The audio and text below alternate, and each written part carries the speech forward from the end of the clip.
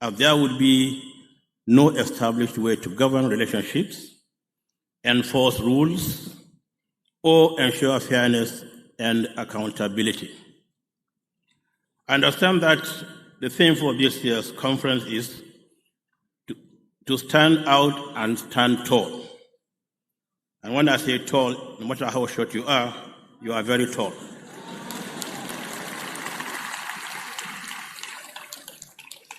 I'm not referring to the governor.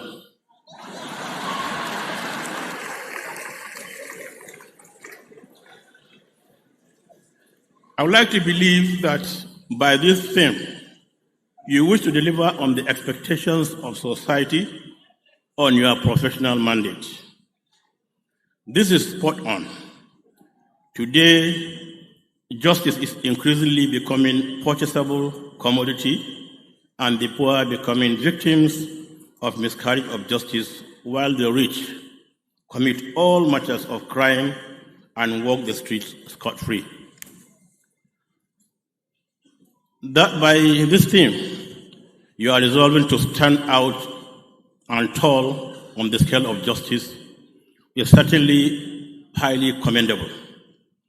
In other words, you are resolving to uphold the highest principles of the rule of law, precisely to ensure that everyone, including those in power, are subject to and accountable under the law, and that the law is applied fairly and equally so that no one operates above the law.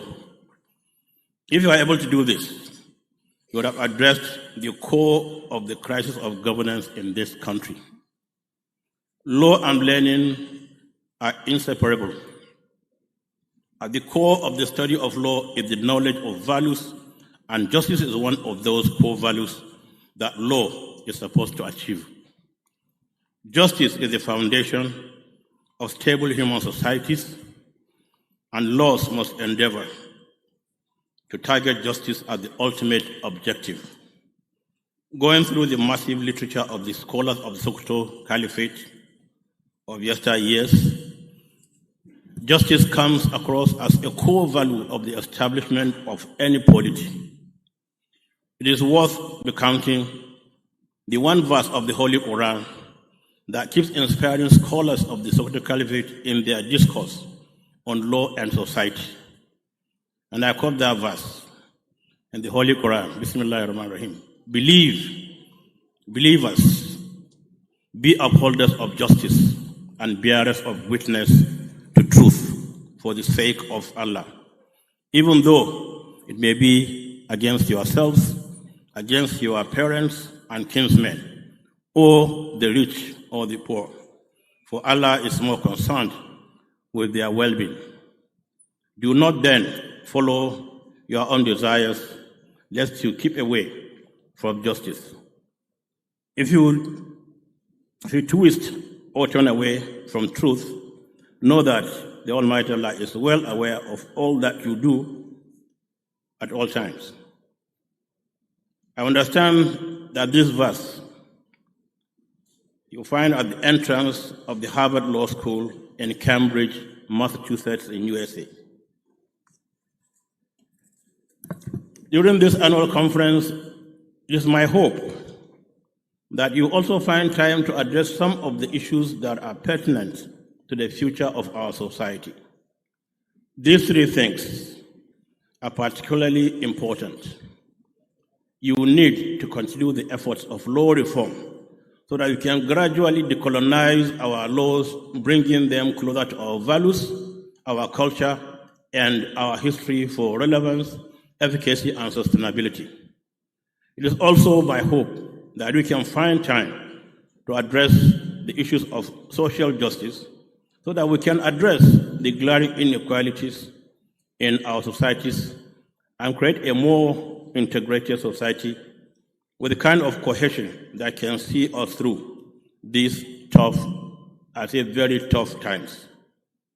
The other issue is the access to justice.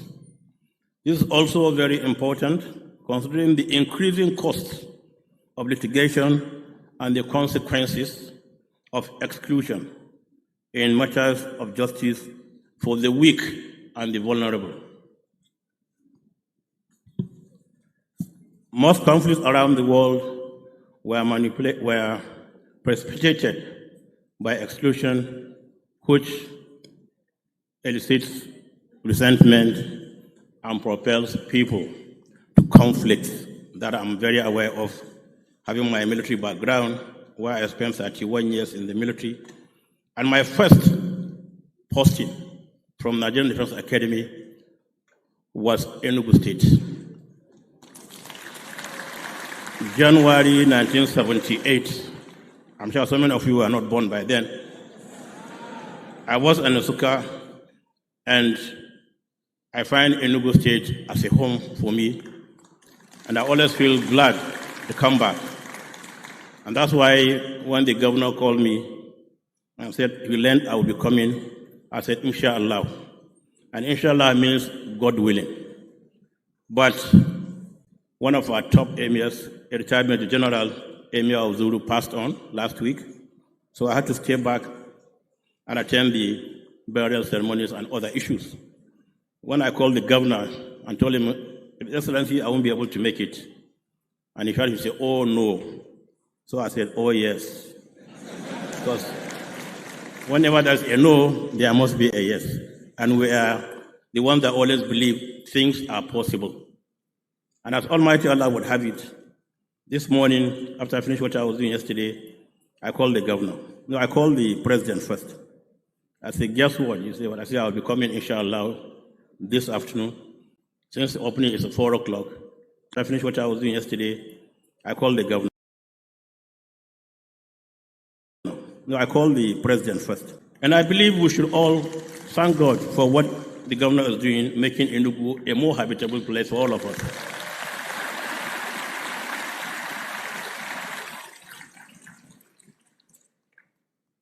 And as I said, I'm home. And I remember some 5 years ago, I visited Enugu at the invitation of the then governor, Buruburu. And I had a very good time going around Nsukka, my own city where I started work. And definitely, I really felt accepted, welcomed, loved, and I felt I shouldn't even go back to Sokoto. That's the Nigeria we've had some 40, 50 years ago. We must bring that Nigeria back. And you are the ones. You are the ones here who will do that very hard work, because you are the ones who interpret laws in the courts and whatever. So I'm happy to be here. I thank Almighty Allah that I'm able to make it. And I thank all of you, and thank the President who personally came to Sokoto to invite me. And now I'm happy I have not disappointed you, and I have not also disappointed my own governor. So let me wish you a very engaging and fruitful conference. We look forward to reading the communique. We look forward to reading the communique. We look forward to reading the communique and implementing it. That's one of our big problems in Nigeria. We do not lack very good policies and whatever. What we lack is implementation. So you here must swear by the laws you all know about. We will implement whatever you come out with. And with this, I thank you for listening. I thank you for the invitation, Mr. President and the Governor, and I thank you for listening. Wassalamu alaikum wa rahmatullahi wa barakatuh.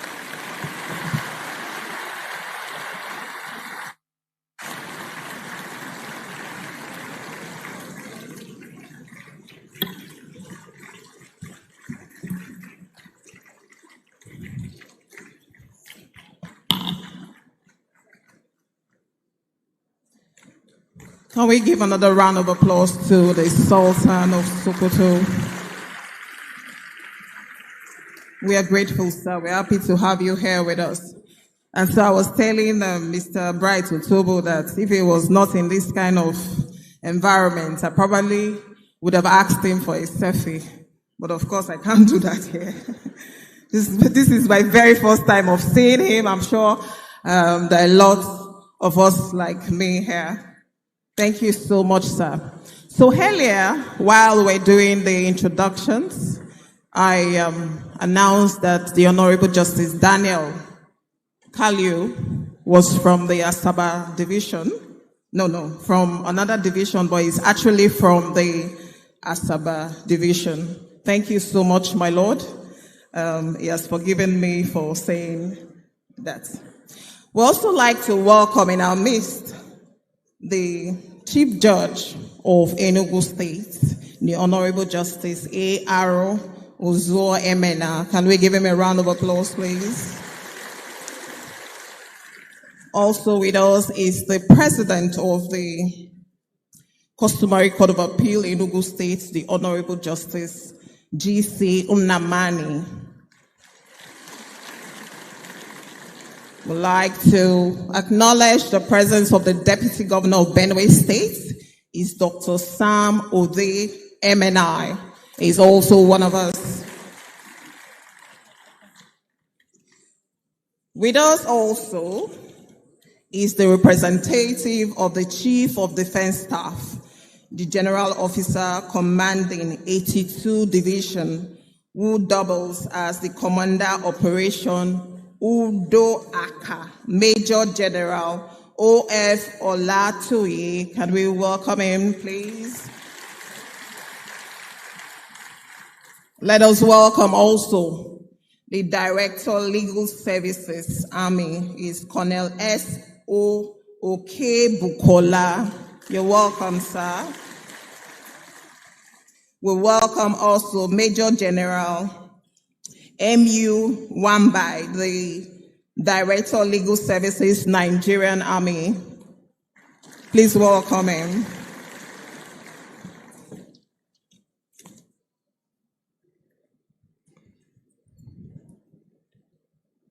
We'd like to welcome, for the welcome address, the Chairman of the Nigerian Bar Association, Enugu Branch, VC Odo Esquire, for 2 minutes. 2 minutes.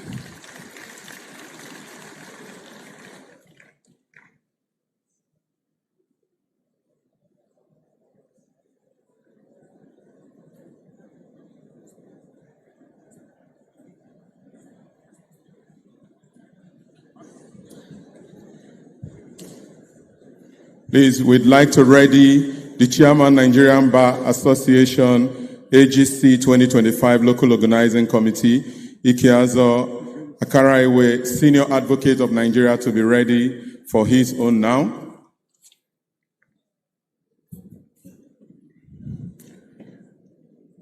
Your Royal Highness, the Emir of Sokoto, the Chairman of this occasion, the Sultan of Sokoto, sorry, my Lord.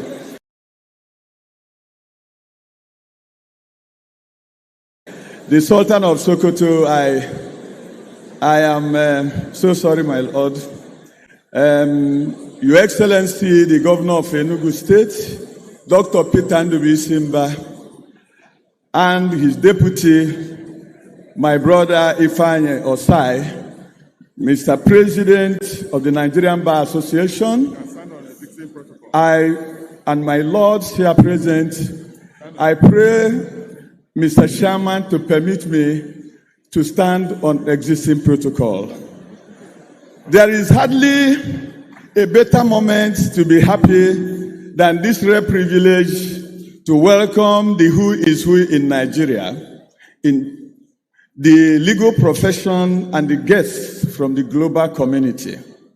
This conference in Enugu tells an uncommon story of what disciplined, principled, wisdom, vision, strong, and knowledge-driven leadership can do.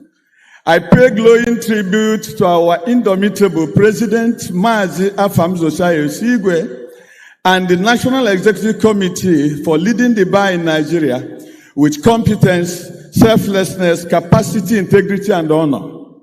Mr. President's leadership has made members of the Nigerian Bar Association heroes of the rule of law and democracy in Nigeria. If it was business as usual, this conference would not hold in Enugu. In bringing the annual general conference to Enugu 22 years Since the last one held in 2003, the leadership of the bar and the annual General Conference Planning Committee wrote, and I quote, "Consequently, and in alignment with the overwhelming position of NEC and the broader AGC, that is the broader membership, we are compelled to relocate the 2025 Annual General Conference to a state where constitutional democracy remains intact." End of quote.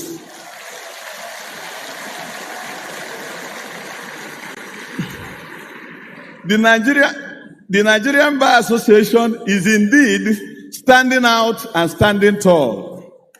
No less worthy of praise is our pace-setting governor, His Excellency Dr. Peter Ndubuisi, who has not only made it possible for democracy and the rule of law to flourish in Enugu State, but has made Enugu the conference capital of Nigeria.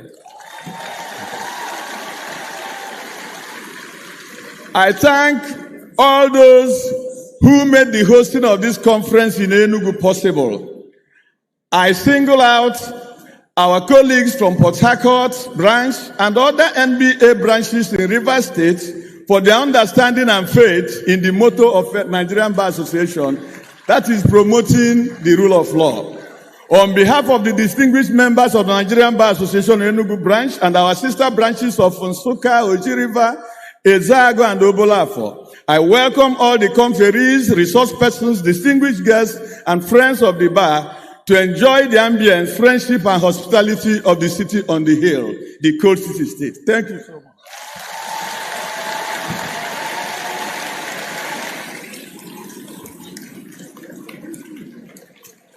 Quickly, we'd like to welcome the Chairman, Nigerian Bar Association 2025 Local Organizing Committee, Ikeazo Akarewe, Senior Advocate of Nigeria, for his welcome address. 3 minutes.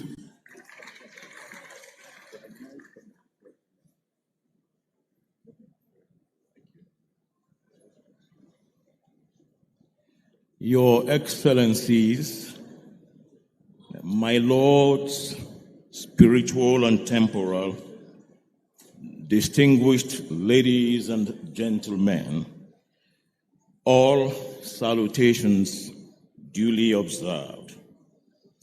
This conference was originally slated for Port Harcourt. As at September last year, it was known that the conference will be hosted in Port Harcourt.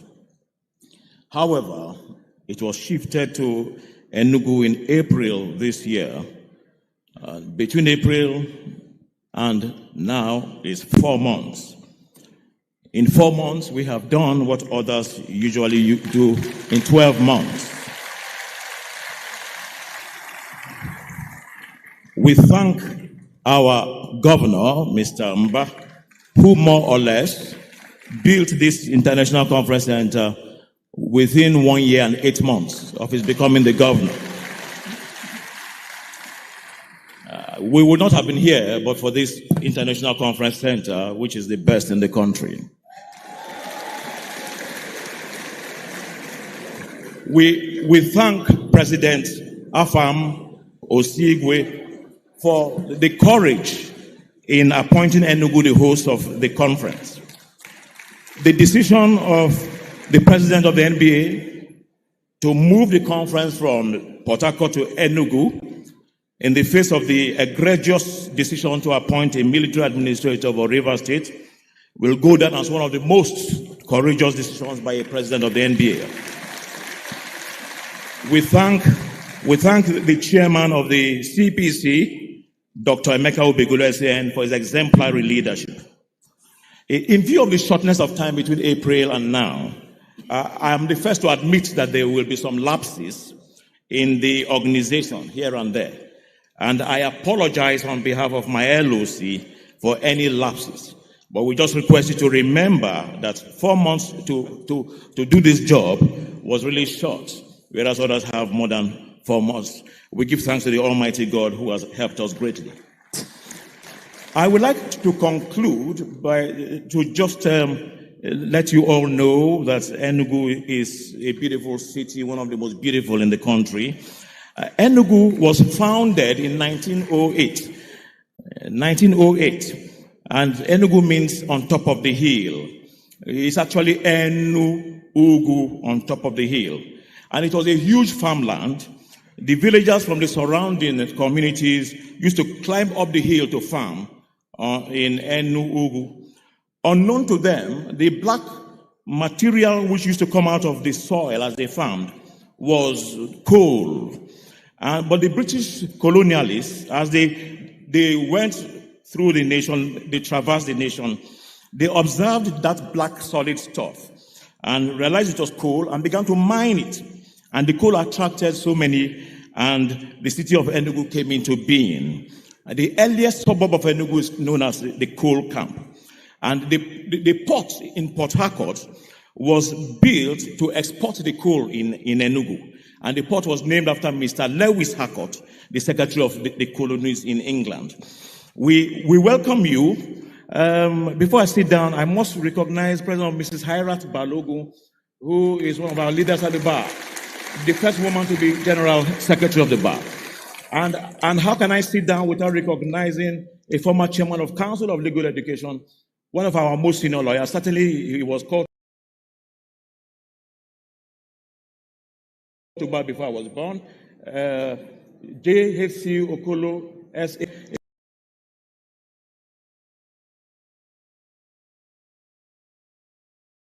A former chairman of Council of Legal Education, one of our right on the left, and say no to your neighbor. No, I'm telling you. No. And in Enugu, we also have in the dialect here, DJ. Say to your neighbor, DJ. DJ no. You're all welcome. God bless you all. Thank you.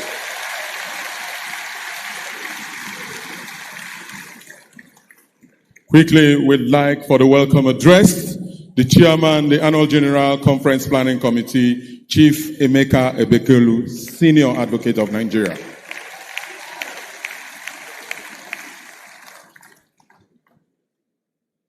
Your Eminence, Your Excellencies, very distinguished colleagues, ladies and gentlemen, let me rest on established protocol. It is with profound pride and a deep sense of purpose that I welcome you all to the 2025 Annual Conference of the Nigerian Bar Association. On behalf of the Planning Committee, I welcome to every one of you leaders, statesmen, legal luminaries, scholars, and visionaries who have traveled to my city, the coast city, to join the legal profession in Nigeria for our annual General Conference, and in doing so, you have embraced the transformative call of our theme to stand out and to stand tall. This theme is not merely a slogan. It is a bold mandate for our profession in these defining times. This theme is a powerful summons for all of us in the legal profession to rise above challenges, distinguish ourselves through excellence, and uphold justice with unwavering courage. To stand out is to rise above the ordinary, to distinguish ourselves through ethics, innovation, expertise, and an unwavering commitment to justice. To stand tall is to embody resilience, integrity, and courage, holding firm to our principles even when the path is steep. As we gather here from August 22nd to 29th, the conference challenges us to redefine what it means to be legal professionals in a world that demands clarity, accountability, and transformative leadership. We are here to redefine the role of the law in shaping a just and equitable future, drawing inspirations from the leaders amongst us who embody what it means to stand out and to stand tall. Today, we are privileged to have a keynote speaker, Mr. Julius Malema,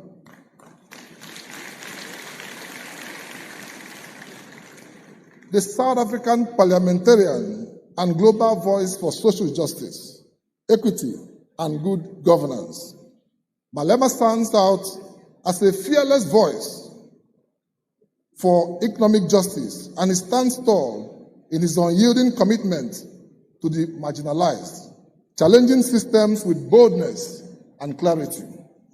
At a time when our democracy demands renewed courage, principled leadership, and bold ideas, Mr. Malema's insight promises to challenge us, challenge our perspectives, and inspire us all to stand out and to stand tall. Distinguished ladies and gentlemen, when we reached out to Julius Malema to present this keynote speech, he made only two requests. One is that we must book an appointment for him to visit President Olusegun Obasanjo to convey the gratitude of South Africans to him for the assistance given to them during the apartheid regime.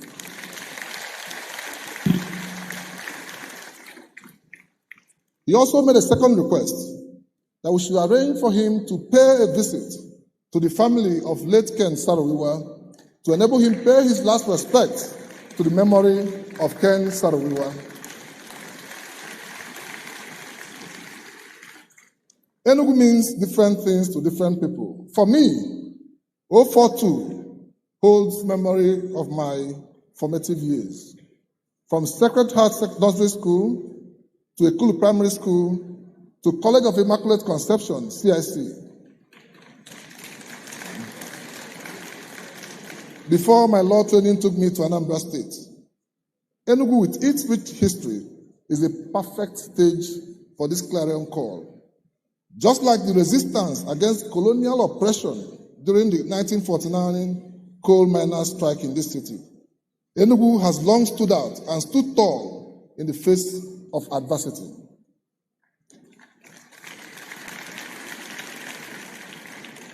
As the capital of Eastern Nigeria, Eastern region, Enugu was a crucible for legal and political aspirations, shaping Nigeria's constitutional and judicial landscape. Today, Enugu is home to the pioneering Faculty of Law at the University of Nigeria, Enugu campus. Enugu continues to stand as a beacon of legal excellence. Hosting this conference here is therefore a testament to its legacy of resilience and leadership, inspiring us to embody the theme in our deliberations.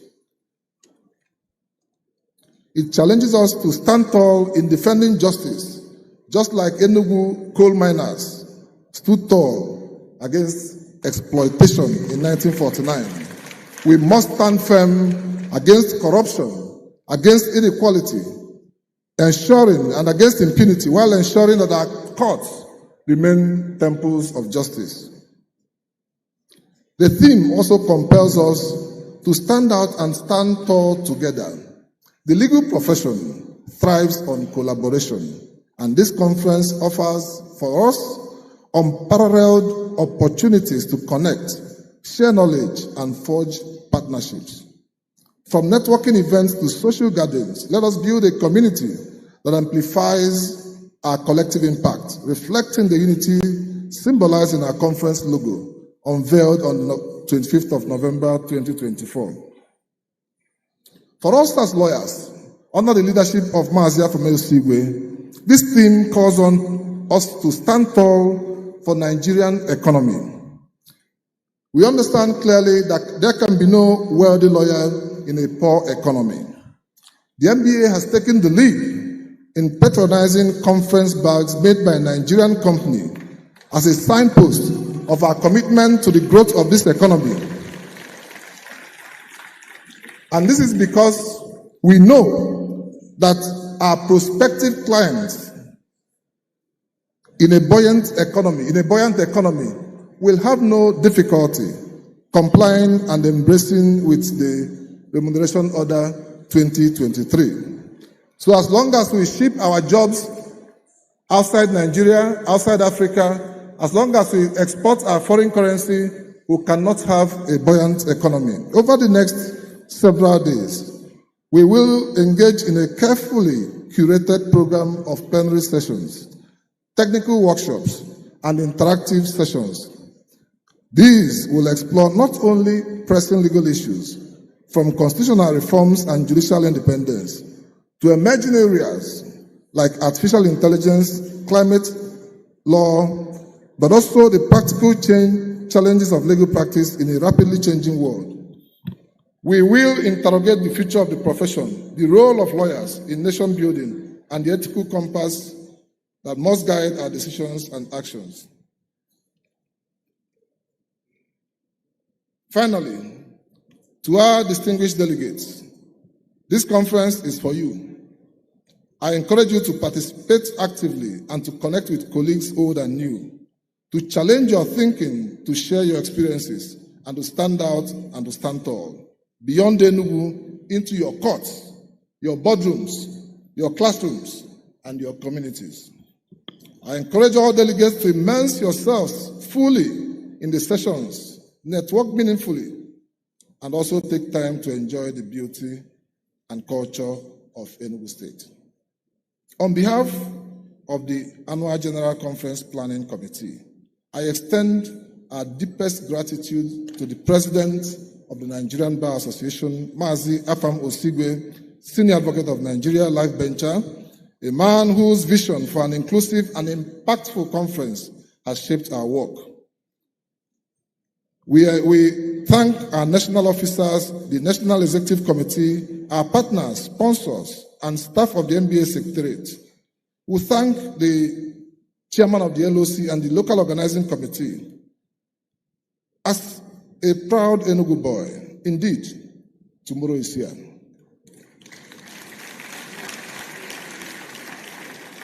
We thank the man who has demonstrated the power of transformative leadership. Governor Peter Mba planned and executed this conference with us. He set up an interministerial committee for the first time in MBA conference hosting. The governor set up an interministerial committee with mandate to support the seamless execution of the conference program with logistical support that are invaluable. Your Excellency, we are grateful. You did not support us because you're a lawyer. You supported us because you understand the economy of conferences, and that by supporting us, you are supporting your state. We encourage your vision, and we thank you for the support. Your Excellencies, distinguished ladies and gentlemen, on behalf of the Planning Committee for this conference, we offer our unreserved apology for any defects you might have observed in the plans leading to this conference. We are mere humans, but we appeal to you to find a place in your heart to understand that it took 4 months in a city that has never hosted conference for the past 23 years. What the team and the governor did is nothing short of miracle. I urge us to keep standing out and to keep standing tall. Thank you very much, and may God bless us.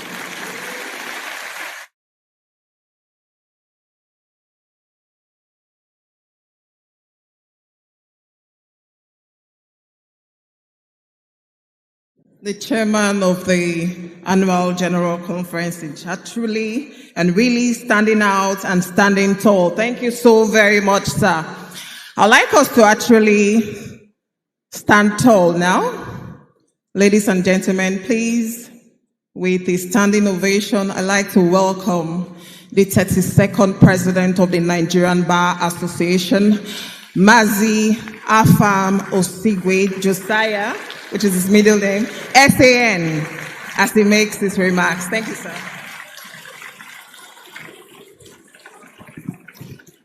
Thank you so very much. Please sit. I would have loved to adopt the already established protocol because Mr. Julius Malema, our keynote speaker, has to leave here this evening in a short while because he has to catch a plane back to South Africa. But that would be unkind if I fail to recognize His Excellency, the Governor of Enugu State, Dr. Peter Ndubuisi, the Deputy Governor of Enugu State, and the Deputy Governor of Benue State, who are here, and the Sultan of Sokoto, who is the chairman of this occasion, Saad Abubakar III.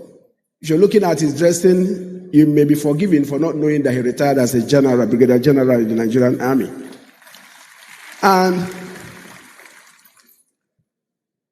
Mr. Malema, I will acknowledge you some more when I present my address. And distinguished colleagues, please, everybody is special to us and you're duly recognized. But I must also personally recognize the GOC 82nd Division, General Oti Olatoye, yes, who is also here in his personal capacity as well as representative of the Chief of Defense Staff. All protocols are hereby duly adopted. I address you with great honor and joy at this opening ceremony of the Nigerian Bar Association Annual General Conference here in the historic and lively city of Enugu. Enugu is fondly referred to as the coal city. It is a treasure trove of history, culture, and natural beauty. It is a city built on hills and surrounded by crouching hills. Breathtaking waterfall, intriguing caves, scenic beauty, and some of the best local eateries for serving oba, abacha, achicha, fio, and many other local delicacies. Of course, not to be forgotten are the Udi, Enugu Ezike, and Ebu Etiti palm wines. Enugu holds a special place in the country's development, playing a significant role in the coal mining industry that once flourished here. The city's legacy of resilience and transformation inspires us as we gather under the theme of this conference, Stand Out, Stand Tall. The city is known for standing out and standing tall. On the 18th day of November 1949, the city witnessed the Colliery Massacre, also known as the Eva Valley shooting. On that day, a British Superintendent of Police, F.S. Philip, who I'm sure may go down in the Hall of Infamy, commanding several British and Nigerian police officers, ordered the shooting of unarmed and protesting coal miners of the Eva Valley coal mine, who were on strike. 21 striking miners and a bystander were shot dead. The miners were fighting for wage arrears, owed to them for a period of casualization. The ethnic, regional, and even class divisions in Nigerian society were temporarily set aside and supplanted by a collective momentum to do away with British rule. The shooting fueled sentiments among many Nigerians, and especially among Eastern Nigerian groups, who used the shooting to fuel their cause for independence and to push the British imperial administration out of Nigeria. According to Ndukeze, and I quote, the radicals and the moderates, the revolutionaries and the stooges, the bourgeoisies and the workers sang their differences, remembered the word Nigeria, and rose in revolt against evil and inhumanity. The Eva Valley coal miners made tough choices to redefine themselves, enduring challenges to emerge stronger. The theme is more than a slogan. It is a charge to stand out, to be visible, not for show, but for service, excellence, resilience, dedication, focus, perseverance, and service to prosper. To stand tall is to uphold dignity, integrity, and honor, even when the odds are stacked high and difficult decisions must be made in the best interest of the legal profession and the country. Standing tall means being unbending in our defense of the rule of law, equity, and justice, and being principled in the face of power and unwavering in our pursuit of national progress. We must have the courage of conviction in moments where silence would otherwise be more comfortable. To build a strong and economically viable nation, sacrifice will routinely be required of individual citizens. We must do this when others are mediocre. This is a call we must embrace. Dear compatriots, leadership, as we say, is not a popularity contest. Competent leadership requires understanding of issues, vision, and the courage to make decisions that will help to take the people from one situation or place to a surpassing one. It requires forward thinking, focusing on development projects that will position our country as a global city. The show off that will position our country as a global city. The show of decisive or determination may be misunderstood if the leader decides to chart a course or disparate direction to a desired exceptional future. Leadership must stand out by crafting solutions that unlock Nigerians' potential and stand tall by making the tough decisions. As Sheikh Mohammed bin Rashid Al Maktoum said, try to achieve the impossible and direct your people to ways of achieving it. Stand out, stand tall is therefore an inspirational call to the legal profession to lead with distinction, sacrifice, determination, and resilience. It challenges us to rise above ordinary, deliver excellence, and make the difficult decisions necessary to secure Nigeria's future. For Nigerian lawyers and leaders, standing out means pioneering innovative solutions for justice and economic progress. Standing tall means embracing tough choices, enduring their immediate challenges, and trusting in all their ultimate benefits. We must be seen as spectators, not as spectators, but as leaders in the movement to revive Nigeria's economy, restore public trust, and reposition our country for greatness. That is what it means to stand out. That is what it means to stand tall. No economy ever stood tall on imported effort. Indeed, no economy stood out in mere consumerism. Let the conference inspire a fresh resolve that in every courtroom, boardroom, chamber, and community we touch, we will lead with excellence, with courage, and with vision. At this defining moment in our nation's history, where our democracy continues to evolve and our economic realities challenge us daily, we must collectively ask, how can the legal profession stand out in rebuilding confidence in our institutions? How can we lead national conversations that truly matter?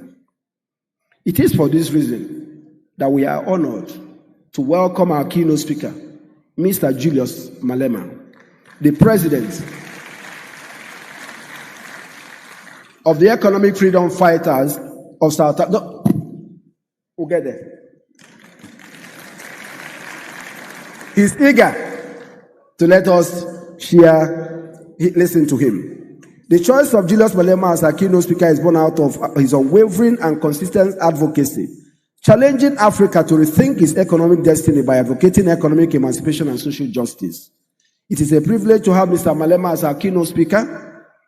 He comes with many years of fearless advocacy for economic freedom. Mr. Malema has reshaped South Africa's political landscape by championing the marginalized and confronting systemic inequalities through the EFF. His call for bold, often painful decisions offers a powerful lens for Nigerians' aspirations. His push for systemic change in South Africa urges us to ask, how can our legal system empower entrepreneurs, protect workers, and ensure equitable access to opportunities? His advocacy for economic freedom speaks directly to the urgent conversation we must have in Nigeria. Whether one agrees with his methods or not, his consistent call for Africans to own their economies, reclaim their dignity, and define their destiny resonates deeply with our theme. His presence here today reminds us that the legal profession does not exist in a vacuum. We are part of a broader African movement, a movement for economic sovereignty, justice, and true independence. We eagerly anticipate his insights on how the legal profession can drive economic transformation through tough but transformative choices. Nigeria must make serious decisions for economic growth, and this include anti-corruption measures, regulatory overhaul, investment in infrastructure, technological innovations and digital literacy, diversification of the economy.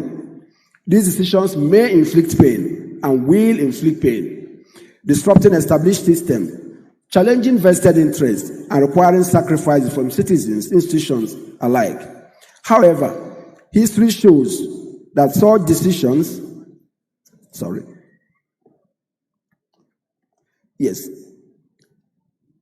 history shows that such pain is often the precursor to progress.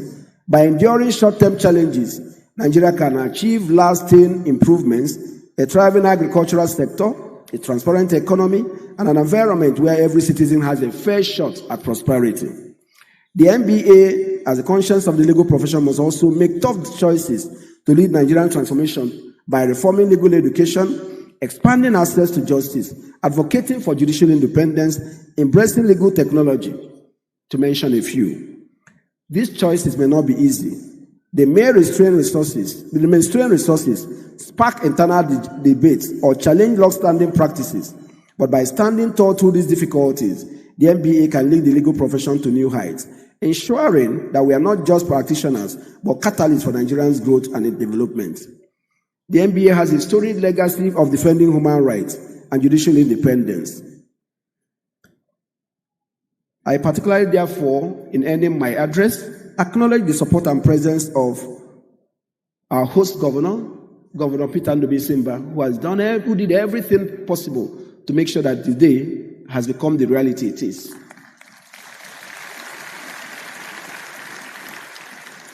And I also thank His Eminence, who at great inconvenience to himself, having been traveling between Sokoto and Zuru to condole with the family of the late Emir of Zuru, took a last-minute decision to be here and made a wonderful presentation that I believe has inspired others. It inspired me. Your Eminence, we're very grateful. And numerous other dignitaries who have made this day the beautiful day has become. We can't thank you enough. I once more warmly thank our distinguished keynote speaker, whose bold decision for economic justice and African unity will help set the tone for conversation on how we confront Nigerians' economic challenges.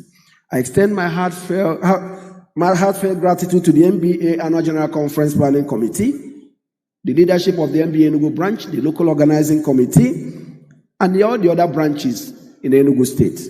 Your dedication has created a platform for us to reflect, inspire, and act. Over the next few days, we engage with thought leaders from law, governance, economics, technology, and civil society, and encourage us to participate.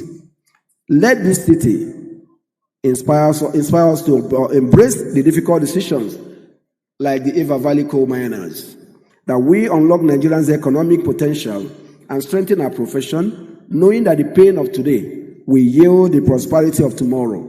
May our deliberations be bold, our resolutions transformative, and our commitment to justice unwavering. I welcome you all once again to the 2025 Annual General Conference of the Nigerian Bar Association. Let us stand out, let us stand tall, and let us move Nigeria forward. Thank you, and may God bless all of us.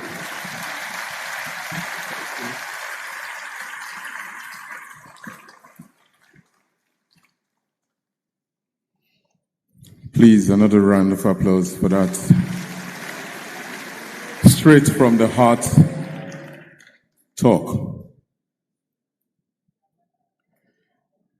We're winding to a close, and we'll have two speakers before we invite His Excellency, the Executive Governor of Enugu State, to open officially this event. And so may I invite Comrade Deji Adeyanju to introduce the keynote speaker.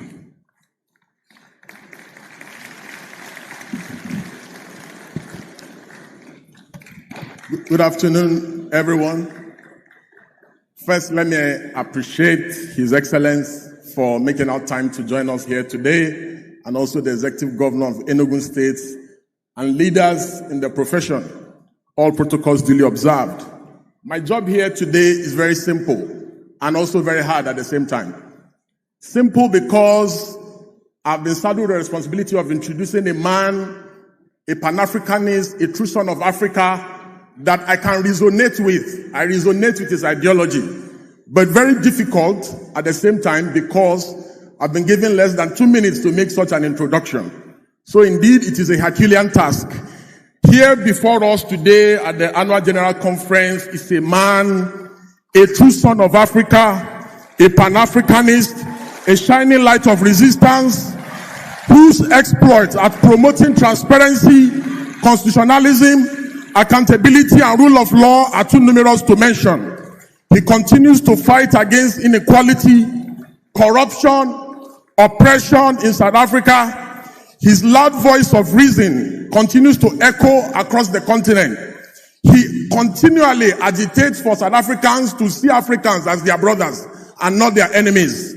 He is a powerful voice not only in South Africa, but on the continent and globally.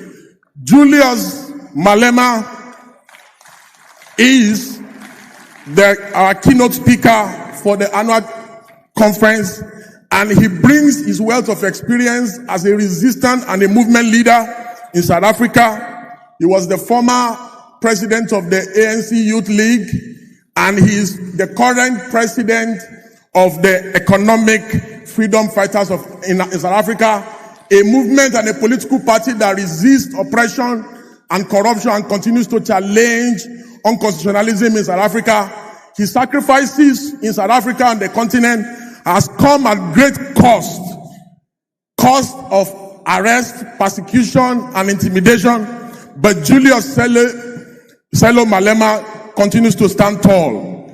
Join me as I welcome this true son of Africa, this Pan-Africanist, and a man for all seasons, Julius Malema.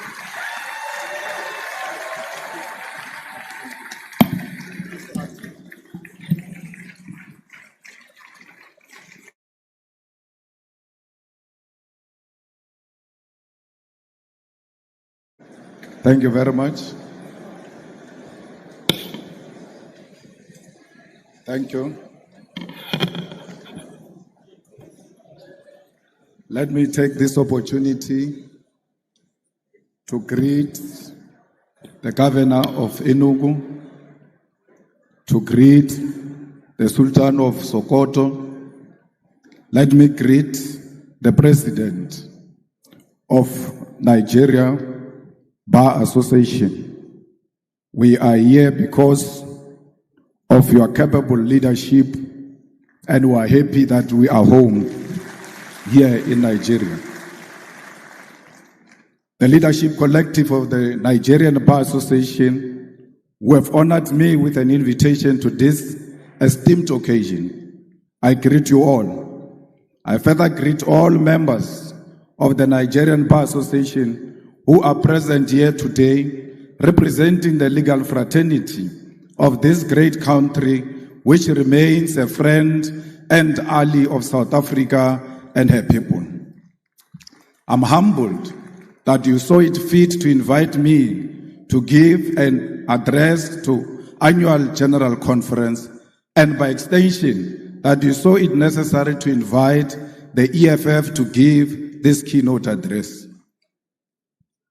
I imagine it was not an easy for a group of members of the law profession to reach consensus on who will address them, because your profession by nature is one of robust debate and contestation.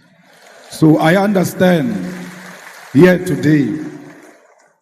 I stand here today proud because I know I'm a product of a robust debate and agreement by people who find it difficult to agree amongst themselves. Comrades and friends, the link between the legal profession and the cause for liberation cannot be separated.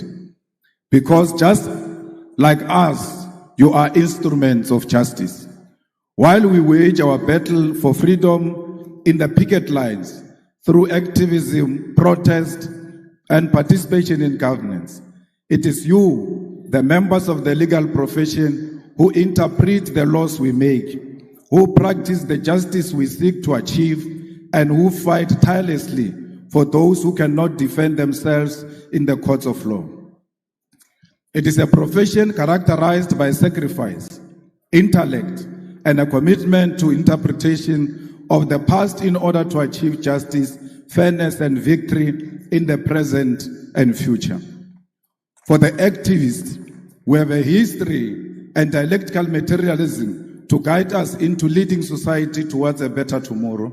And for the legal profession, you have indigenous law, common law, case law, the constitution and statute, an objective reality to achieve not only personal victory, but to establish collectively laws that will govern others for decades to come.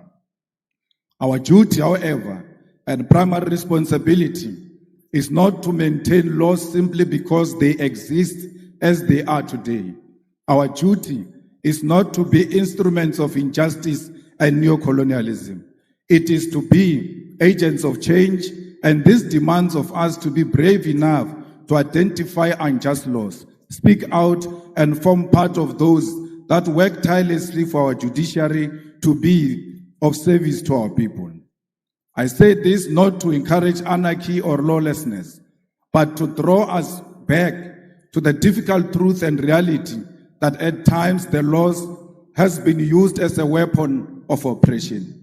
It has taken lawyers and activists to walk side by side, hand in hand, to stand up against laws that perpetuate the undermining of the dignity of the people.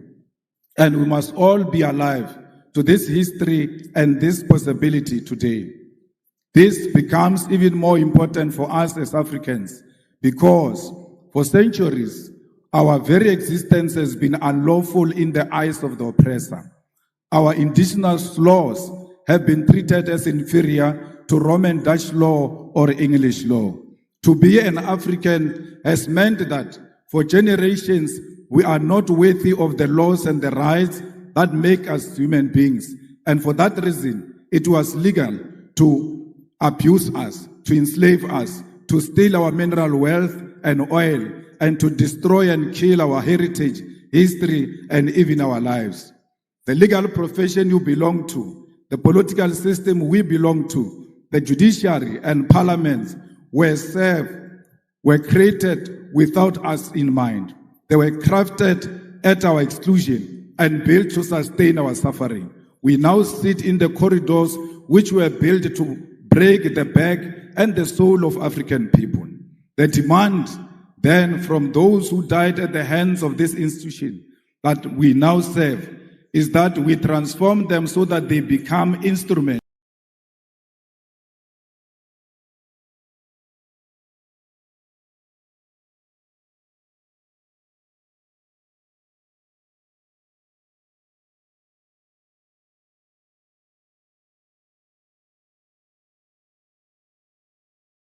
of the people. The demand then from those who died at the hands of this institute to maintain the status quo. But we are here to make our profession serve the African child. I wish to remind you that it was once legal to come to the shores of our great continent and kidnap Africans and enslave us in foreign lands. It was once legal to rape African women and children because they did not have the right to dignity of their European oppressors. It was once legal to take our land and our minerals because, according to the law of the white man, we were not civilized enough to control our own land and our own wealth. In South Africa, our freedom, our oppression, our resistance all had law at the center of it. Under apartheid, it was legal to restrict the movement of Africans to labor reserves called townships and to teach us inferior education so that we could only be servants of white masters. All of those problems were legal, and it took brave men and women to say that if the oppression of Africans is lawful, then such a law is unjust and must be opposed. Today, as our continent is troubled by corruption, leaders who utilize state machinery to sustain their rule at the expense of the poor and the African lives in abject poverty, a question we all ought to ask ourselves is whether the time for the legal profession and the activists to once again stand up for what is right. We must all ask ourselves whether the time has not once again arrived for liberation to be achieved against the sale of our nation to recolonization, and whether this fight must not begin by reimagining our laws for the better. We must therefore reach into this deep history of resistance and solidarity which is shared by our two nations in order to achieve the goal of restoring the humanity of Africa and her people. My brothers and sisters, the humanity of Africa is at the center of what the EFF stands for. We are an organization that was formed in 2013 purely out of the demands of the people of South Africa who wanted an alternative to the former liberation movement to achieve economic freedom in our lifetime. We are an organization which is born out of the blood of slain mine workers in an area known as Marikana, where 34 miners were shot down execution style, and the 13th anniversary of their execution was this month on the 16th of August 2025. Yet the families have not seen any justice. No one has answered for this grave injustice. It is out of this deep pain and disregard for African life that the domestic workers, miners, gardeners, petrol attendants, street dwellers, university students, professionals, and ordinary people of South Africa demanded that we form the economic freedom fighters. We were formed to complete the liberation struggle, which was faced by compromise, betrayal, and corruption of the mission for the return of the land and wealth of South Africa to the hands of the people.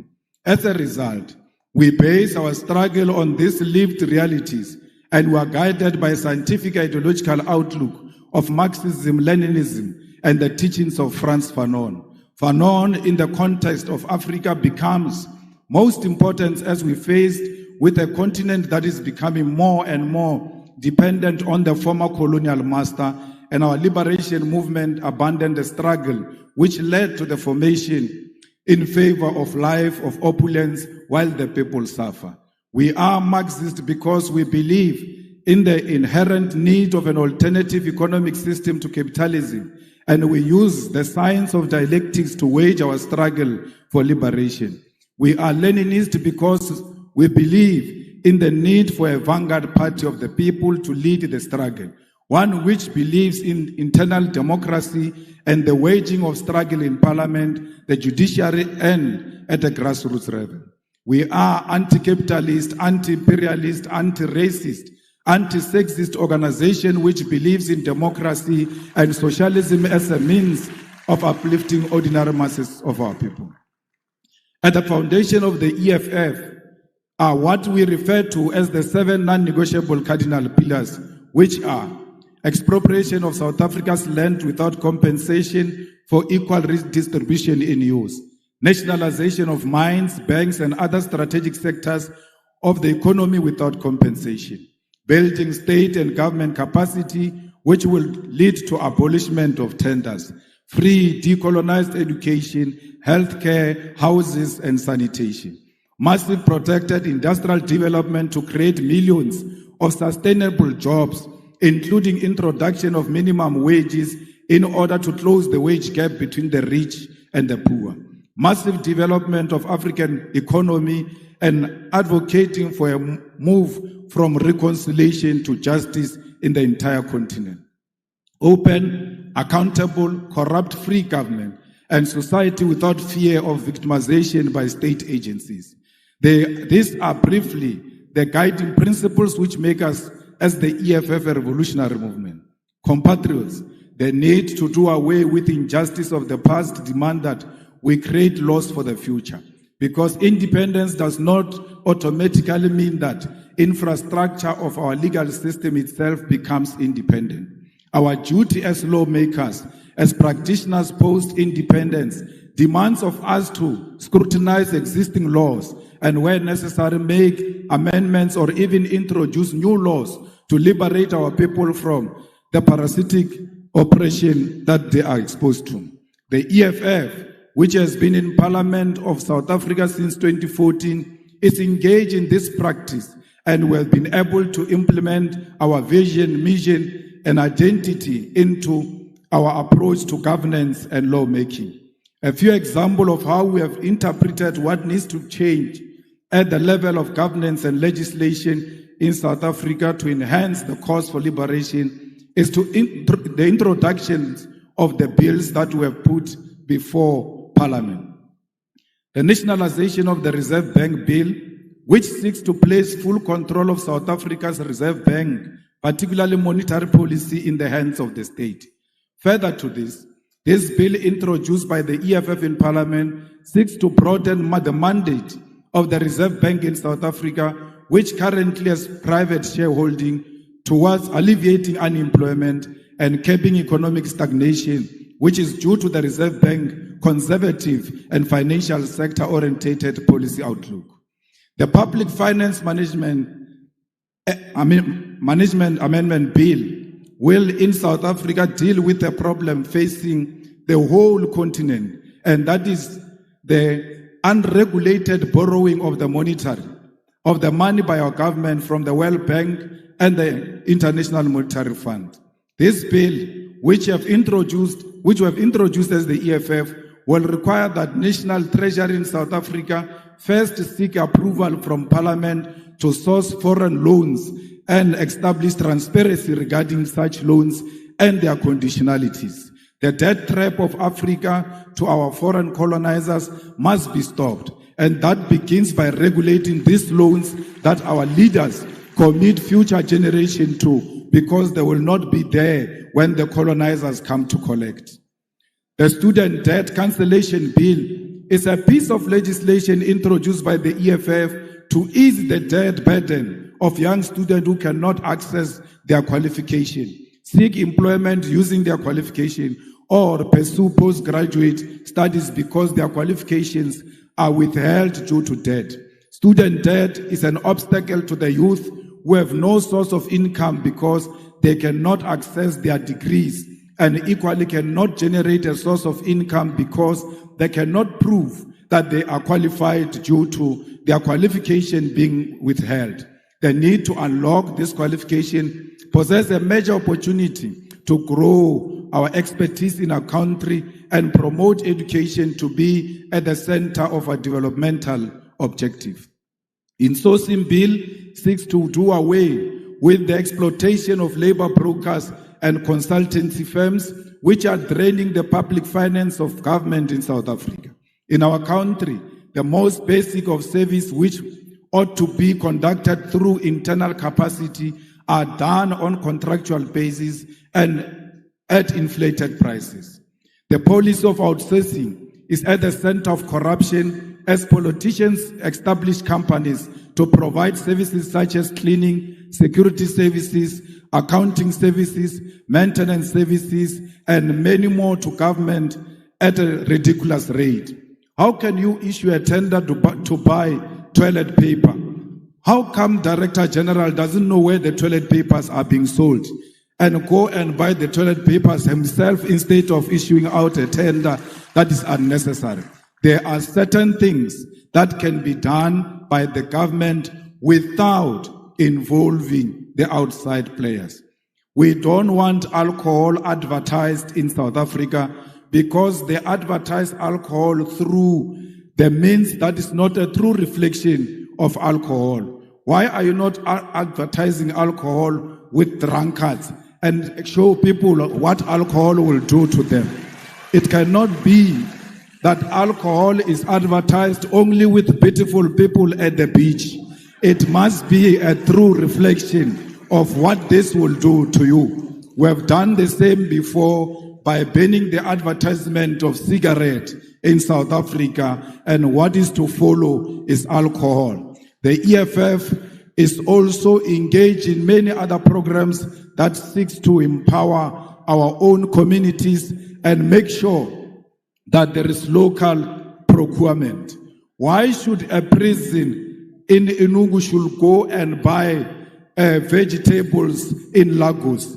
They must buy where they are to promote local economy and to promote their own economic growth. We cannot allow a situation where people who do not come from where we come from are actually not benefiting from what their government can provide.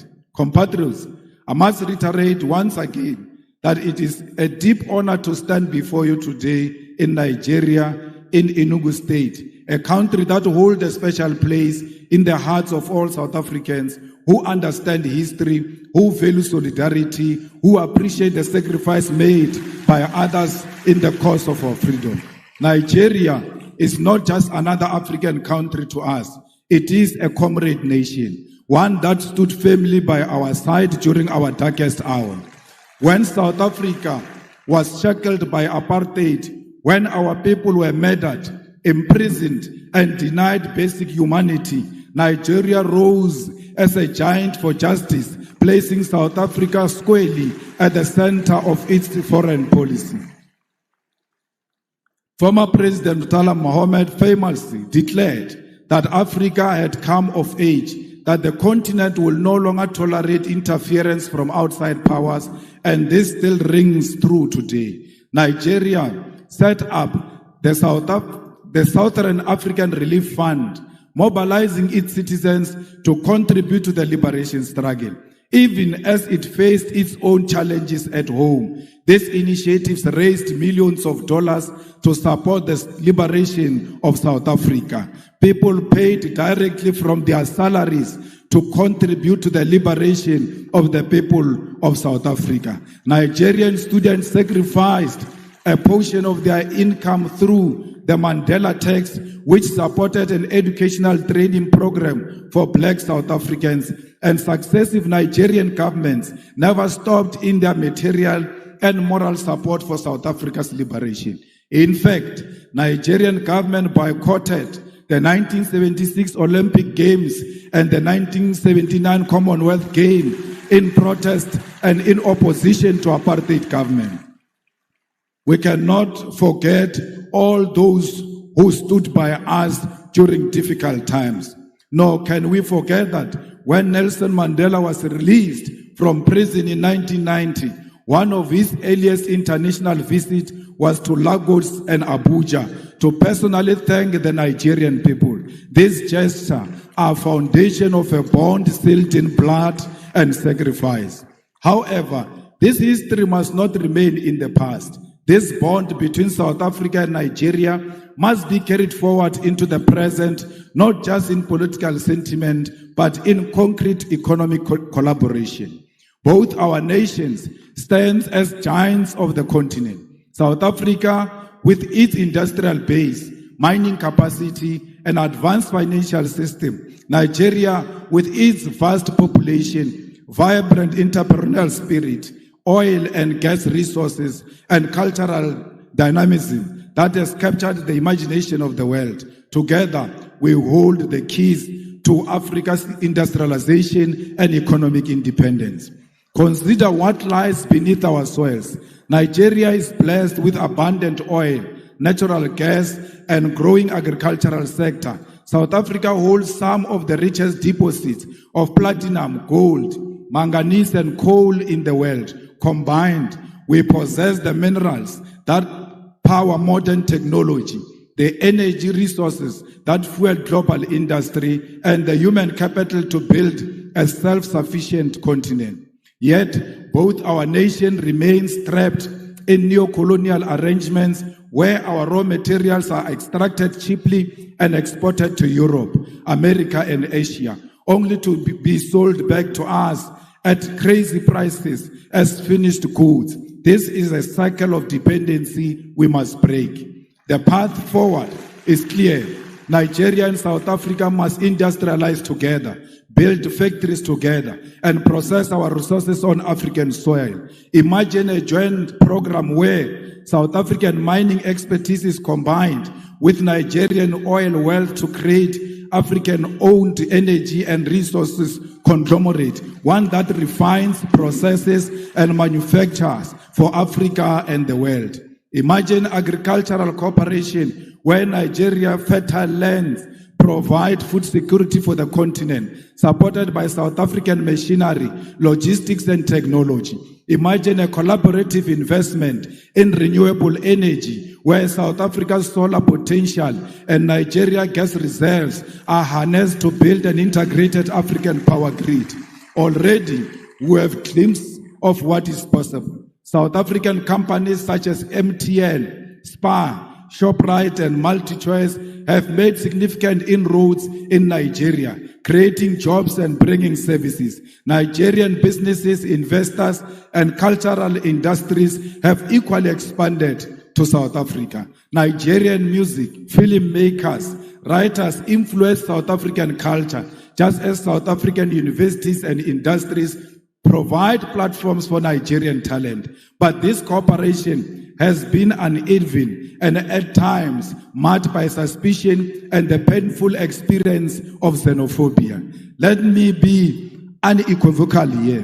Xenophobia is a betrayal of African unity. It is a sickness born of poverty, inequality, and government failure.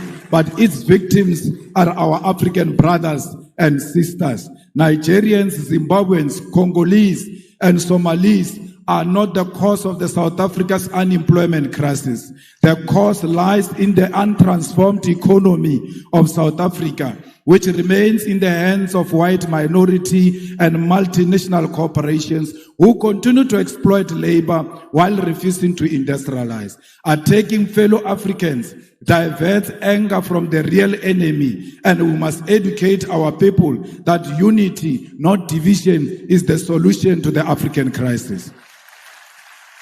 If we want to end one-way migration, where Nigerians are forced to leave home in search of opportunity in South Africa, we must integrate our economies. Young Nigerian engineers should be able to work in Johannesburg, Gaborone, Windhoek, Harare, Cairo, and Accra, not as foreigners, but as Africans contributing to Africa. South African entrepreneurs should be able to set up in Lagos without suspicion, but with support as partner in the shared future. We must harmonize trade policies, align visa regimes,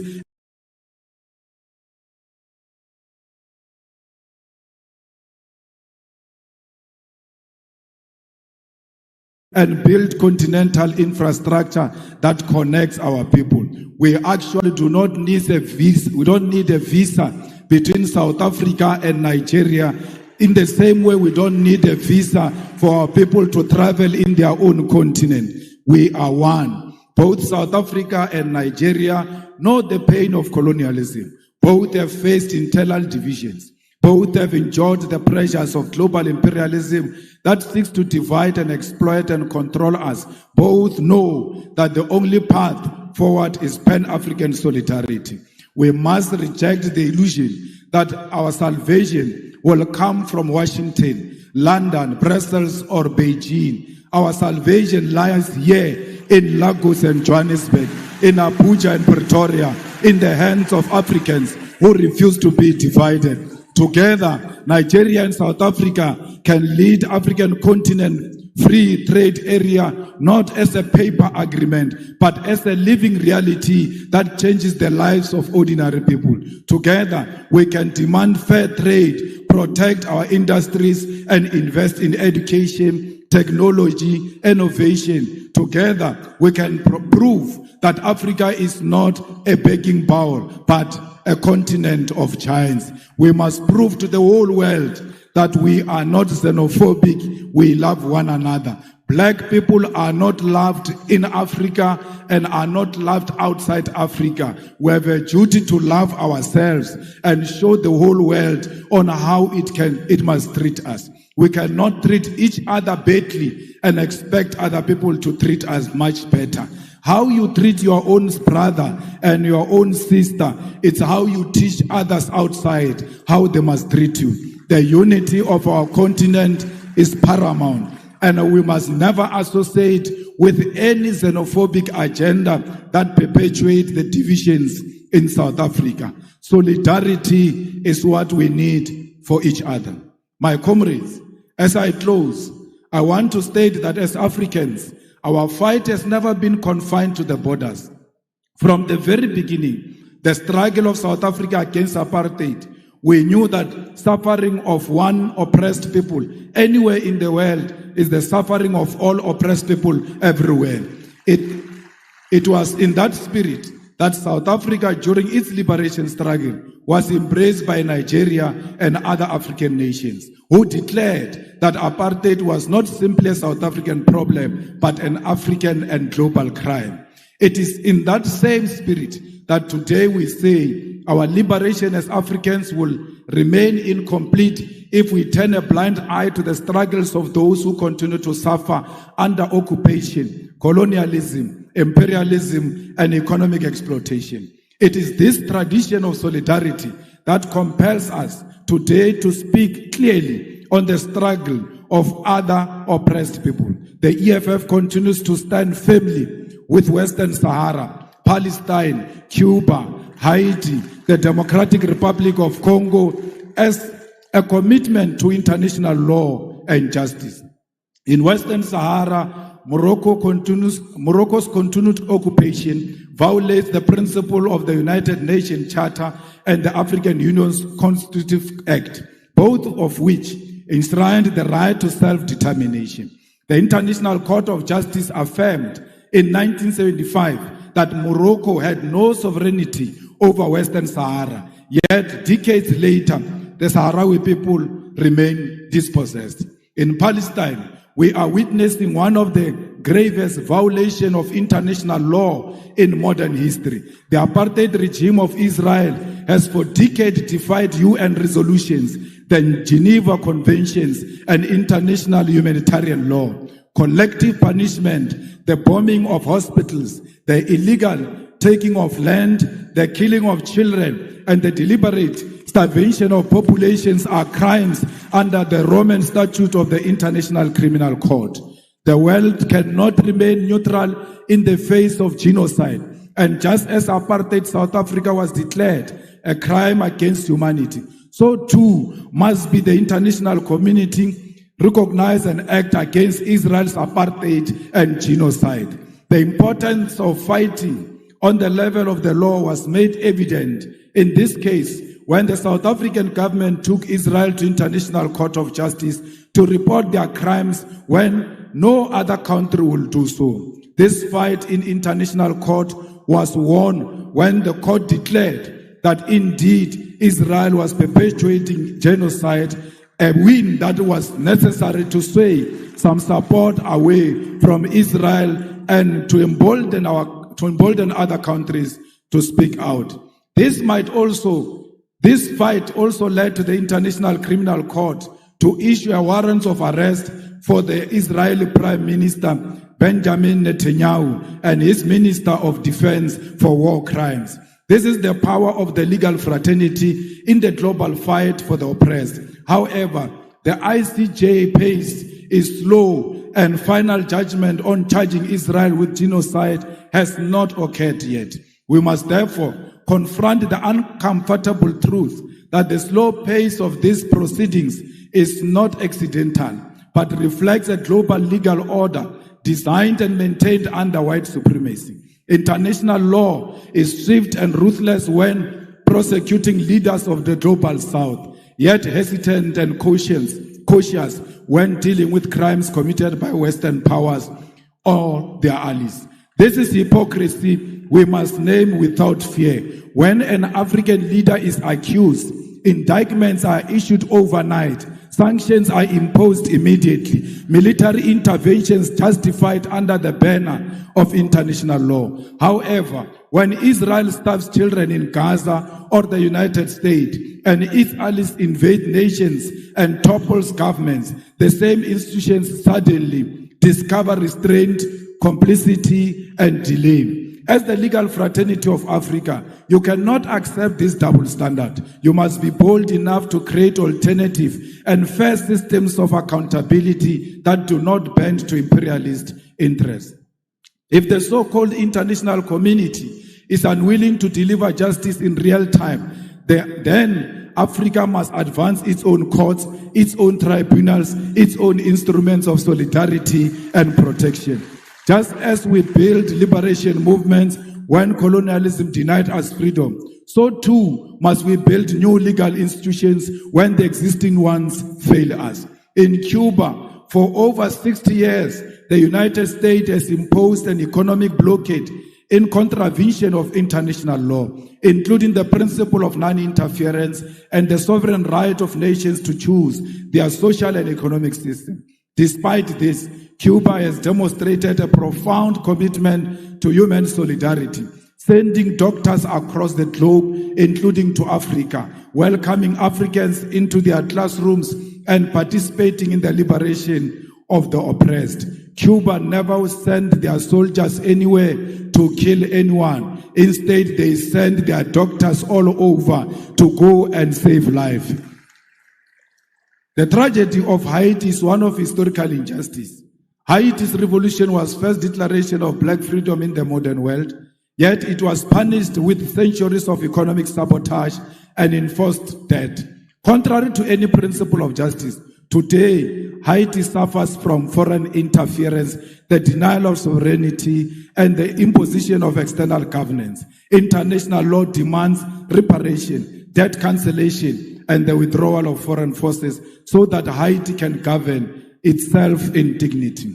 We have seen DRC not experiencing peace because of its mineral resources. We must stand with DRC and demand that there must be permanent peace in DRC and everywhere else in Africa. Because DRC without peace, it will never experience economic growth. We are because DRC it is. We are the people of Southern Sudan. We must make sure that no single corner of Africa there are guns where Africans are killing each other. Africans must always be together against the enemy forces who want to exploit our country. We are here today to reclaim our land. We want the land of Africa to be returned to Africa because it belongs to the Africans. We want the minerals of Africa to be returned to the Africans because that's where they belong. We want to build industries in Africa and process our minerals here in Africa. We've got the capacity. We must never allow the imperialist forces to divide us in order to take our minerals from us. We demand one Africa. We demand borderless Africa. We demand Africa with one president, with one currency, with one military command, with one parliament, because we know the currency of Africa will be much more stronger against the American currency. We don't care what Trump thinks of us. He will never choose a policy position for Africans. We are not subject of Trump. We must refuse to be subjects of Trump. We must stand together as the world changes and show the world that Africa is one and Africa is equal to all nations, to China, to Russia, to America. We are not just a small nation. We are a big nation. We are not a dark continent. How can we be dark when we've got diamond that is shining amongst us? We are a shining nation. I thank you.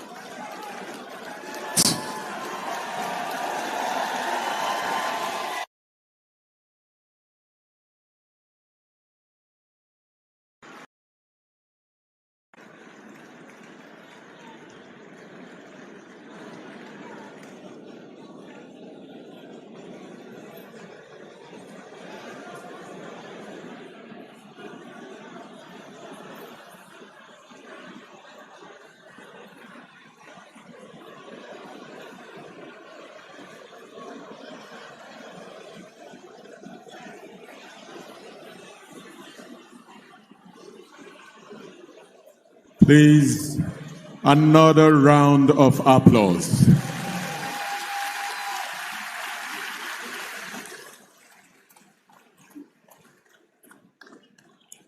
We're pleased to have in our midst Her Excellency Gil Lever, Officer of the British Empire, Deputy High Commissioner, British High Commission, Abuja. Please put your hands together for her.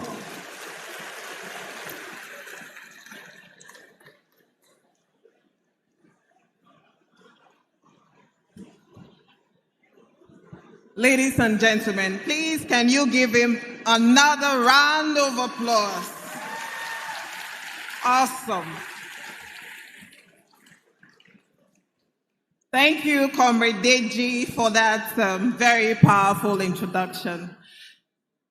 I now have the honor and privilege to announce our next speaker. Ladies and gentlemen, please, with a standing ovation, let us make welcome our host, the Executive Governor of Enugu State, Mr. Peter Umba.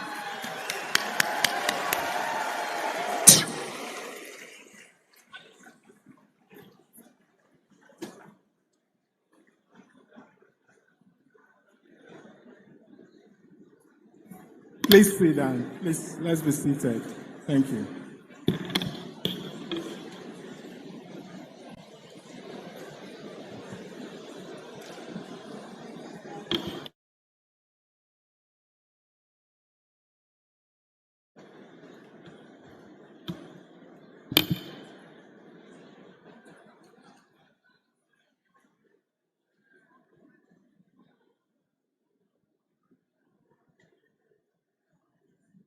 The Deputy Governor of Enugu State, His Excellency Ifeanyi Osai, the Deputy Governor of Benue State, His Excellency Dr. Samuel Ode, the Chairman of this occasion, the Sultan of Sokoto, His Eminence Mohammed Said Abubakar III. And perhaps I should also remark that even though the president of NBA had alluded in his remark the remarkable sacrifice His Eminence made to be here today, what is even more impressive is the fact that a lot of us didn't know, and I only became aware that today is actually the birthday of His Eminence. So, distinguished ladies and gentlemen, let me invite all of us to please stand up and sing a happy birthday song for His Eminence. Happy birthday to you. Happy birthday to you. Happy birthday. Happy birthday. Happy birthday to you. Thank you. Congratulations. And may God bless your new age. The Speaker, Ekiti State House of Assembly, Honorable Adoyi Stephen. The representatives of the CJN and the President of the Court of Appeal, the Chief Judge of Enugu State, His Lordship Justice A.R. Ozemene, the President of the Nigerian Bar Association, Mazi Afam Osigwe, SAN, the Chief of Defense Staff, ably represented by the General Officer commanding 82 Division and Commander of Operation Udoka, Nigerian Army, Major General O.T. Olatoye, the Secretary of the Board of Civil Defense, Customs, Immigration, Major General Abudu Malik Jubri, and our charismatic keynote speaker, Mr. Julius Malema. We recognize you and welcome you and other members of your team to the historic city of Enugu. The former Attorney General of the Federation, Prince Adetokunbo Kayode, SAN, the President of the Customary Court of Appeal, Enugu State, His Lordship, Justice G.C. Nnamani,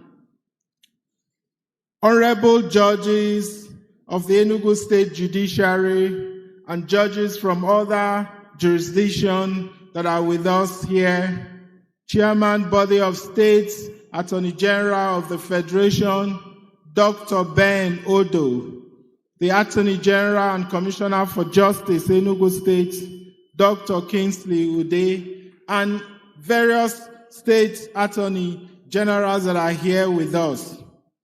The Chairman, Council of Legal Education, Chief Emeka Ngige, SAN, the Director General of Nigerian Law School, Professor Isa Yahatu, SAN, members of Enugu State Executive Council here with us, senior officers of various security agencies serving and retired here with us today, the past president of Nigerian Bar Association here with us today, the chairman, Nigerian Bar Association, Enugu State Chapter, Chief VC Odo, and other chairmen of various state chapters of NBA here with us today.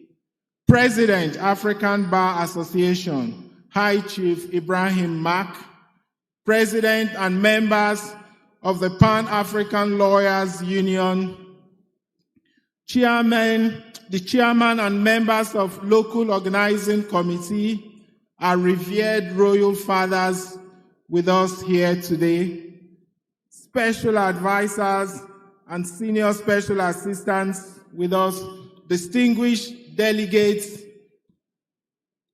members of the press, ladies and gentlemen.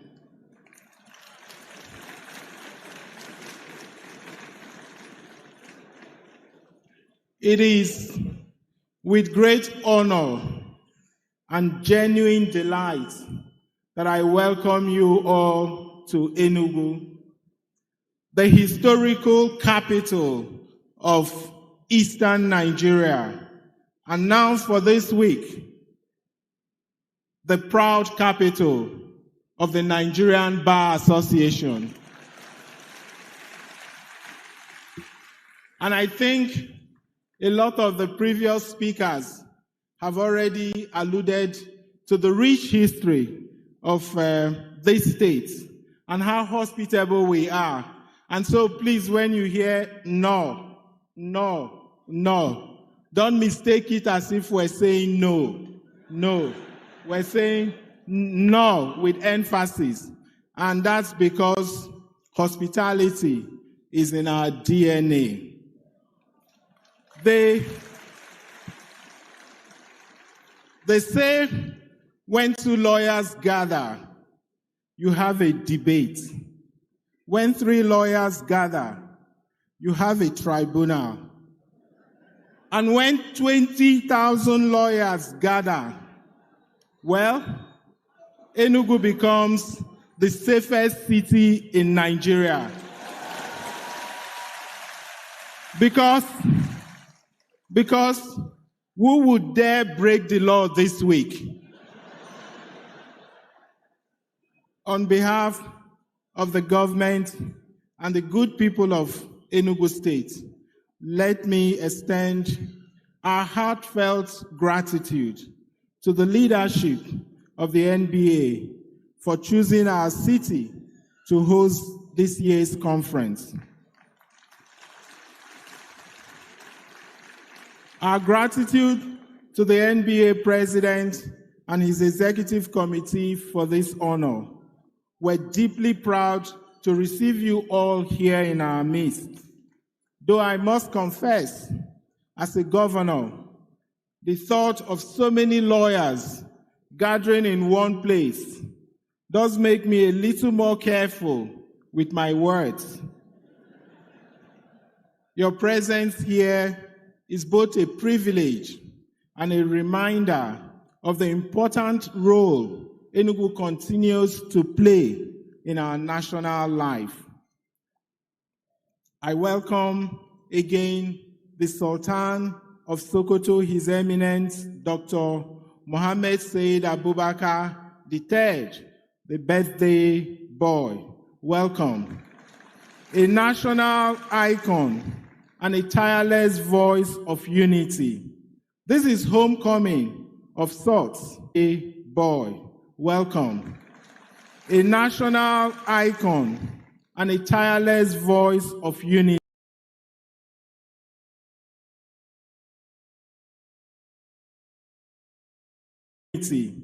This is homecoming of sorts. Officer. I also welcome the charismatic keynote speaker, Mr. Julius Malema, founder and leader of the Economic Freedom Fighters and member of the South African Parliament, and a strong advocate for African unity.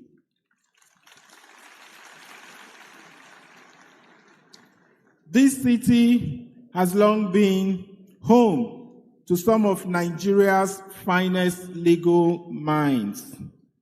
Names like Justices Anthony Aniagolo, Augustine Nnamani, and Nnemeka Ago still inspired today. And as we welcome you, we're also conscious that we stand in the footsteps of that legacy.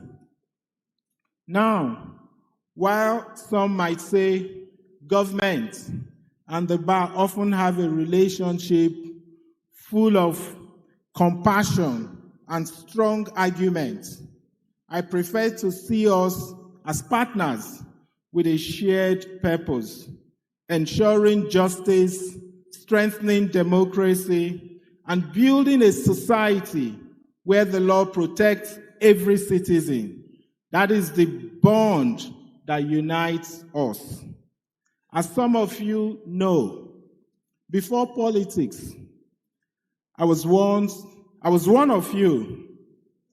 I know what it means.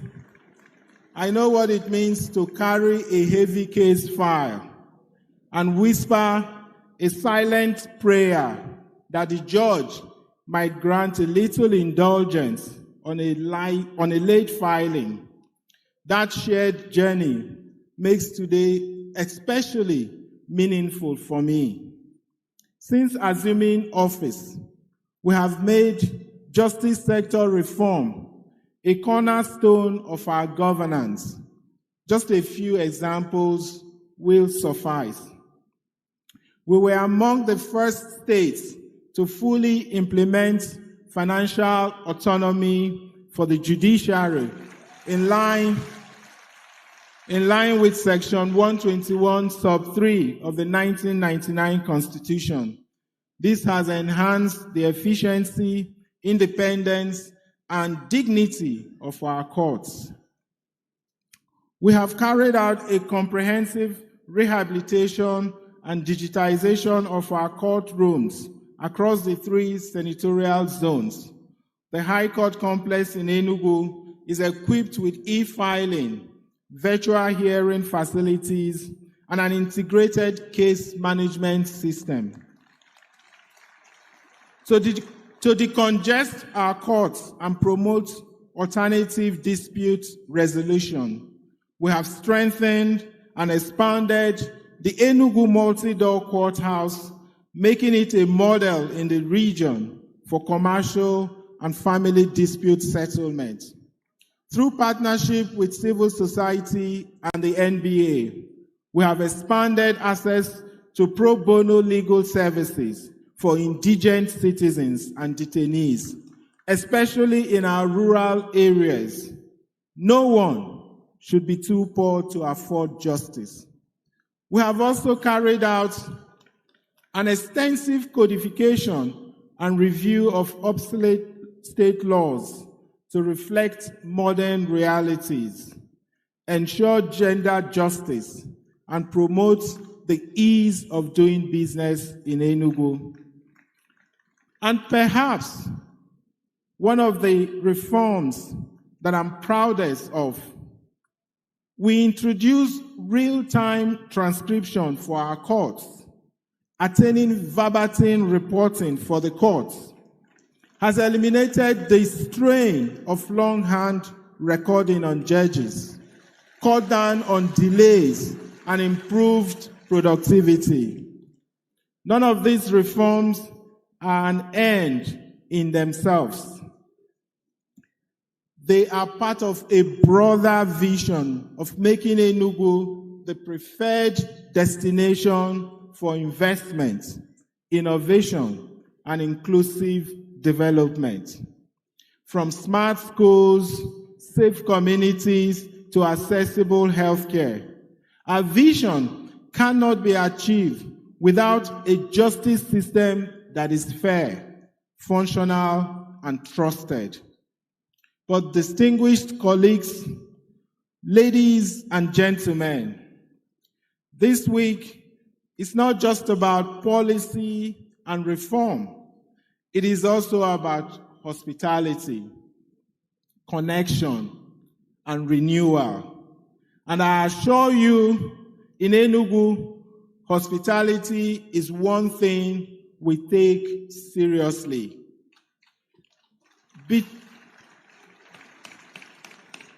Between your plenaries and breakout sections, I encourage you to make time to experience the beauty and rhythm of Enugu.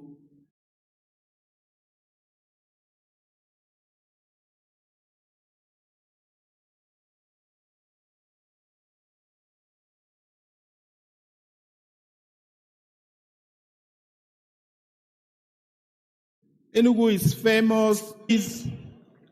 Please take a stroll through Polo Park or the Unity Park just across the street for a leisurely walk under a canopy of trees, or simply enjoy an evening of abacha, opa, and a freshly tapped palm wine.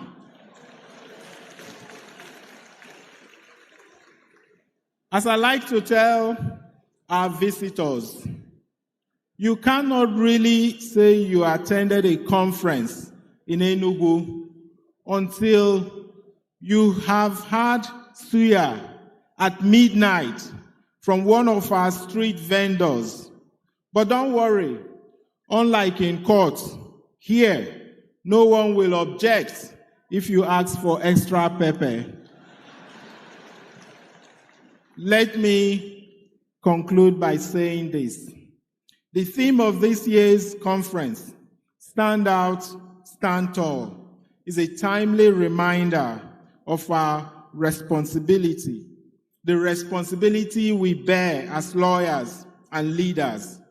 The law is not just a profession, it is the conscience of the nation. We're not just only courtroom advocates, we're also defenders of truth, architects of peace, and champions of equity. As governor, as a lawyer, and as a fellow Nigerian, I'm excited about the conversation that will take place here in Enugu over the few days. May they inspire new ideas, new partnerships, and renewed commitment to justice and nation building. Normally, when lawyers gather, people brace themselves for debate. But here in Enugu, I'd rather we brace ourselves for friendship, laughter, and maybe 1 or 2 nights of storytelling. Once again, I welcome you all to Enugu, and may this conference be your most memorable. I would also want to use this opportunity to say that it is my immense joy and pride to declare formally open the 2025 Annual General Conference of the Nigerian Bar Association. Thank you. Thank you. May your discussion be fruitful. Tomorrow is here. May God bless NBA, God bless Enugu State, and God bless the Federal Republic of Nigeria. Thank you.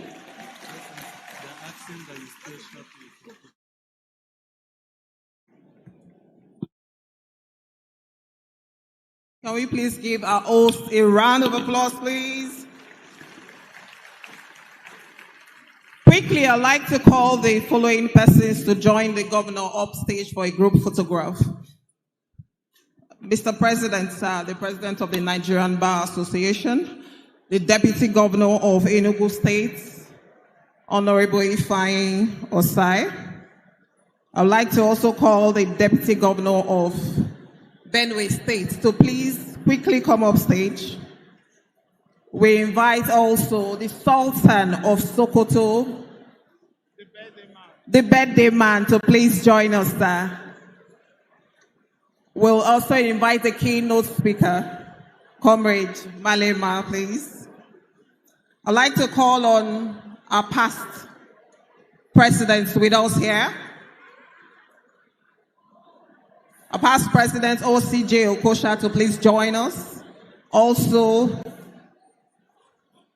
SAN, and also Mr. Augustine Alege, SAN, to please join us. Also, our past president, Olumide Akpata, to please join us upstage for that group photograph. May I humbly also invite the Honorable Justice Daniel Kalu of the Asaba Division, representing the President of the Court of Appeal, to also join us upstage for that group photograph.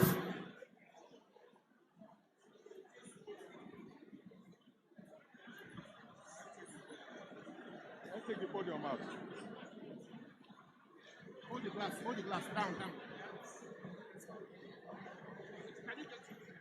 No, the judge should remove it. Come now, let's remove it. Just a little. It's connected.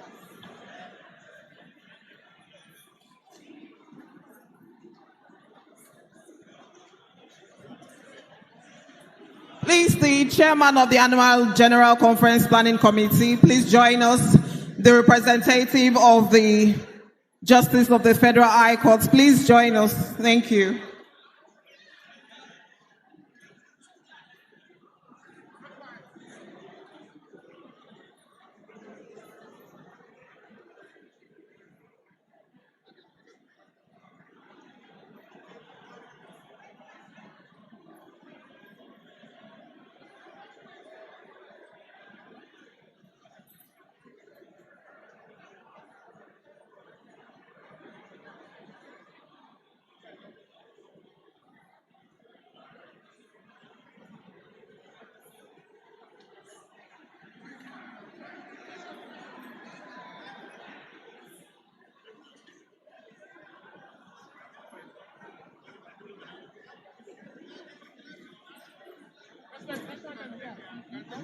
Both of them.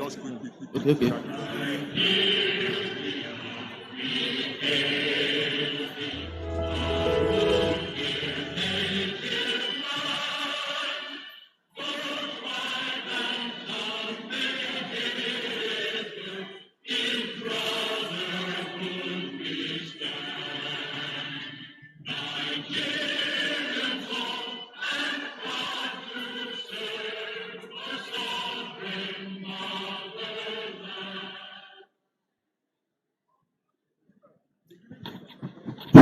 On behalf of the President of the Nigerian Bar Association, Maasi Alpha Mosigwe, I have the honor of extending our appreciation to His Excellency, the Executive Governor of Enugu State,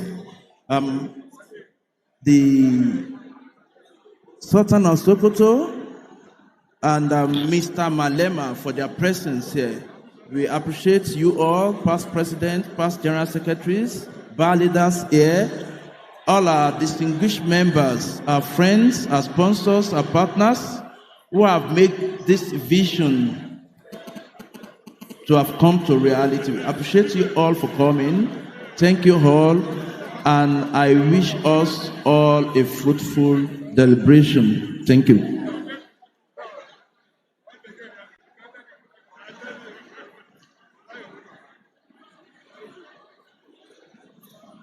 Please, the cultural night takes place just after now. It takes place at the Okpara Square.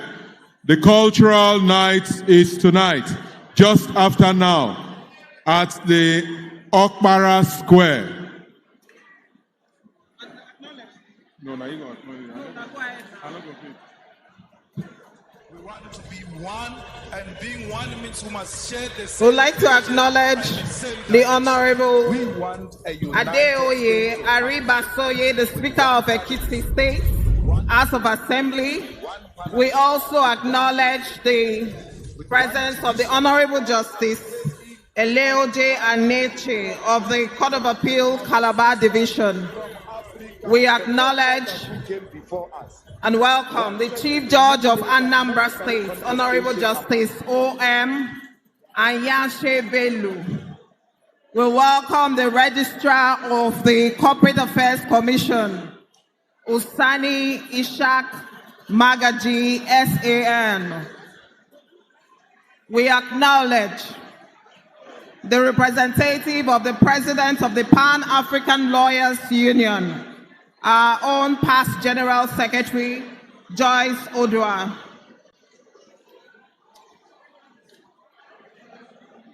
We also recognize and acknowledge, my Lord, the Honorable Chief Judge of Akwa Ibom State, the Honorable Justice Ekaite F. Obot.